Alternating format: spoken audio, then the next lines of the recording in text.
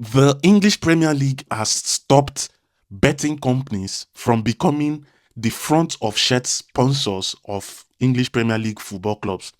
So from 2026, 2027, this is going to take effect. So it means that the last time a betting company ever became a front of shirt sponsor for Premier League clubs was in 2025-2026 season. And guess what? 11 out of 20 Premier League clubs were being sponsored by bet companies. They had their shirt sponsor, their front of shirt sponsor as betting companies. So the Premier League is trying to reduce the visibility of betting companies, and at the same time, they don't want to reduce the visibility of betting companies, if you get what I mean. They want to try and help a lot of people to reduce gambling addiction.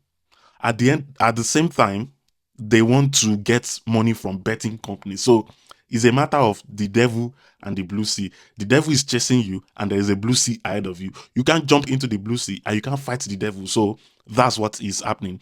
Because this is nothing against betting companies, but a lot of people have gotten their lives ruined to betting, and that's a fact, and the figures are there. But it's not only betting. A lot of people have gotten their lives ruined to alcohol. A lot of people have gotten their lives ruined to cigarettes. A lot of people have gotten their life ruined to marriages, to relationships, and all of those things. So it doesn't mean they are going to be banned totally. So there is a nuance to it. And what is the nuance? Betting companies can still sponsor club shirts. They can still sponsor football clubs, but they will not be the front of shirt sponsor. So they can be on the label, on the shoulder, they can have the logo on them. They can even be advertised on the boards, you know, those advert boards on the touchline. They can still be advertised in the perimeter board. So what they are only being restricted from is the front of shirt sponsor.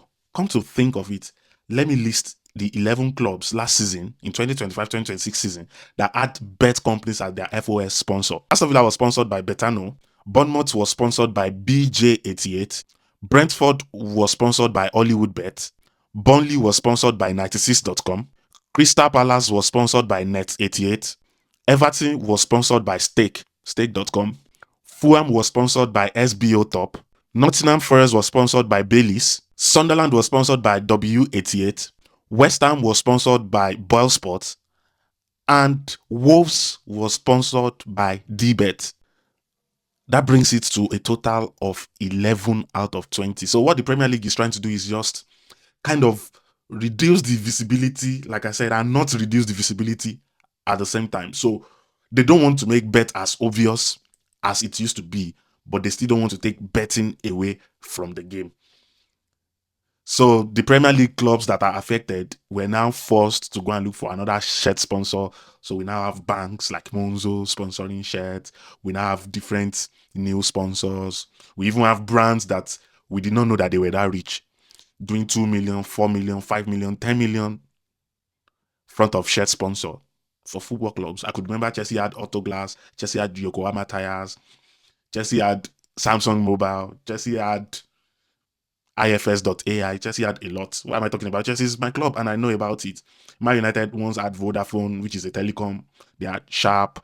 They had some other things like that. Some clubs have Fly Emirates. Some have Etihad. Some have different things like that. So other Premier League clubs that are affected by this FOS front of shirt sponsor thing are now left with no choice than to begin to look at these companies and begin to take offers for them. So at the end of the day, it's a win-win. Betting is not taken out of the game completely.